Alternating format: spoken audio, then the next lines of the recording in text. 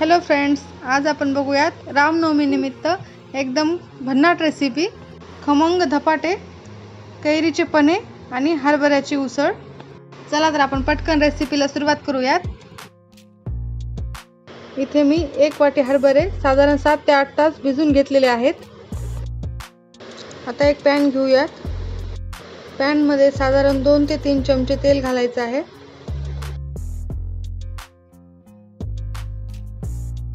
तेल गरम झाल्यानंतर आपण यामध्ये मोहरी टाकूयात। त्यानंतर थोडीशी जिरे, बारीक कट करून घेतलेली हिरवी मिरची, त्यानंतर थोडेसे शेंगदाणे। शेंगदाणे ऑप्शनल आहेत, तुम्हाला आवडत असल्यास तुम्ही टाकू शकता। त्यानंतर थोडीशी कोथिंबीर फोडणीत घातल्यामुळे खमंग स्वाद येतो। हे आपण परतून घेऊयात। त्यानंतर आपण यामध्ये चिमूटभर हिंग घालून घेणार आहोत। त्यानंतर साधारण 1 चमचा हळद, लाल तिखट चवीनुसार आणि आपण यामध्ये नंतर हरभरे घालून घेणार आहोत। सगळं व्यवस्थितपणे मिक्स करून घ्यायचं आहे आणि याला छान अशी वाफ येऊ द्यायची आहे। तर आपण झाकण ठेवून याला 5 ते 10 मिनिट वाफवून घेणार आहोत। तुम्ही पाहू शकता किती मस्त असे वाफले आहेत। एकदा परतून घेऊयात। त्यानंतर आपण यामध्ये चवीनुसार मीठ घालून घेऊयात। मीठ व्यवस्थित मिक्स करून घ्यायचं आहे। आवडत असल्यास फोडणीमध्ये बारीक कट केलेला कांदा देखील घालू शकतात। आपली हरभऱ्याची उसळ छान प्रकारे तयार आहे। आता आपण काढून घेऊयात।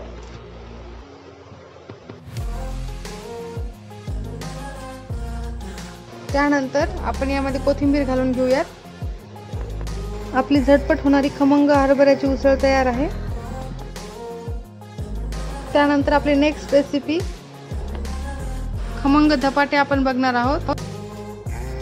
इथे मी 2 वाटी ज्वारीचे पीठ घेतलेले आहे।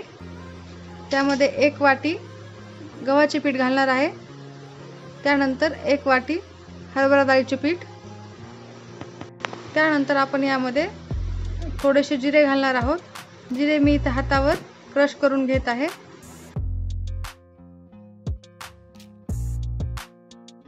त्यानंतर साधारण 1 चमचा ओवा देखील आपल्या हातावरच क्रश करून टाकायचा आहे।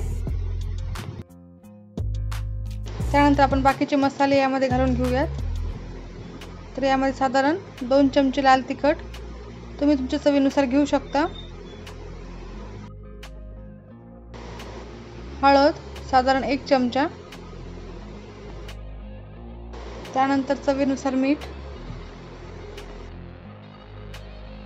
आणि सगळ्यात शेवटी बारीक चिरलेली कोथिंबीर।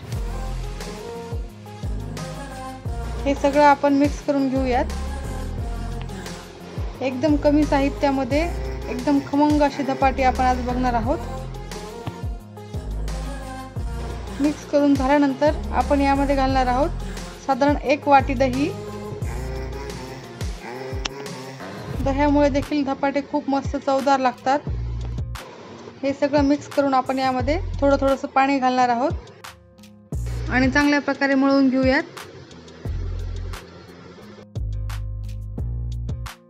आता आपण हा डो साधारण 5 ते 10 मिनिट भिजत ठेवणार आहोत। त्यानंतर आपण धपाटे बनवायला घेऊयात। कपड्यावरचे धपाटे खूप खमंग लागतात, त्यामुळे मी इथे एक या प्रकारचा कॉटनचा कपडा घेतलेला आहे आणि त्यावर या साईजचा एक छोटासा गोळा घेऊन आपण याचे धपाटे बनवून घेणार आहोत। तुम्ही पाहू शकता इथे मी थोडा तेलाचा हात घेऊन या प्रकारे धपाटे हळूवारपणे थापून घेत आहे। सगळ्या बाजूने हळूवारपणे पसरवून घ्यायचं आहे। तुम्ही पाहू शकता या साईजचा आपला धपाटा तयार आहे। पॅन गरम झालेला आहे। ह्या कपड्यावरून हळूवारपणे आपल्याला धपाटा काढून घ्यायचं आहे। याला आपण खमंग असं भाजून घेणार आहोत। तर यामध्ये आपण असे छोटेसे होल करून घेऊयात, जेणेकरून त्यामध्ये तेल सोडता येते आणि धपाटा छान असं खरपूस भाजलं जातं।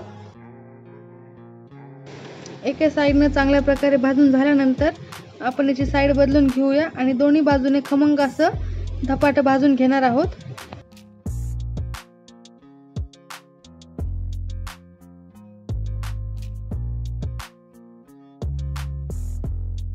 दोन्ही बाजूने एकदम चांगले भाजून घ्यायचे आहे। आपण आता हे धपाटे काढून घेऊयात। त्यानंतर शेवटची आणि सगळ्यात सोपी रेसिपी, मी इथं एका पातेल्यामध्ये 2 ते 3 कैऱ्या घेतलेल्या आहेत। कैऱ्या मी व्यवस्थित स्वच्छ अशा धुवून घेतलेल्या आहेत।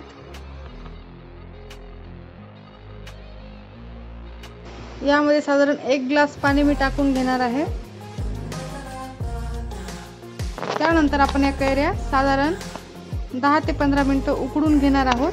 बरेच जण कुकरमध्ये शिजवतात, आपण इथे पातेल्यामध्ये 5 ते 10 मिनिटांमध्ये पटकन करून घेणार आहोत। 10 मिनिटांनंतर आपल्या कैऱ्या छान अशा वाफलेल्या आहेत। इथे एका डिशमध्ये काढून घेतलेल्या आहेत, चांगल्या मऊसर झालेल्या आहेत। आता आपण यावरची साल काढून घेऊयात। तुम्ही पाहू शकता एकदम हळूवारपणे साल निघत आहे। खूप छान अशी आपली कैरी उकडून झालेली आहे। उन्हाळ्यामध्ये कैरीचे पन्हे आवर्जून प्यावे, यामुळे उष्णतेचा दाह कमी होतो। कैरीची साल काढून झालेली आहे। आता आपण एक एक करून याचा सगळा गर काढून घेऊयात। त्यानंतर आपण हे एका बाउलमध्ये काढून घेऊयात। त्यामध्ये साधारण 1 वाटी गूळ घालून घेणार आहोत। तुम्ही तुमच्या चवीनुसार आणि आवडीनुसार घेऊ शकता। कैरी जर जास्त आंबट असेल तर थोडा गूळ जास्त घातला तर खूप छान चव लागते। त्यानंतर आपण यामध्ये चवीनुसार मीठ घालून घेतलेलं आहे।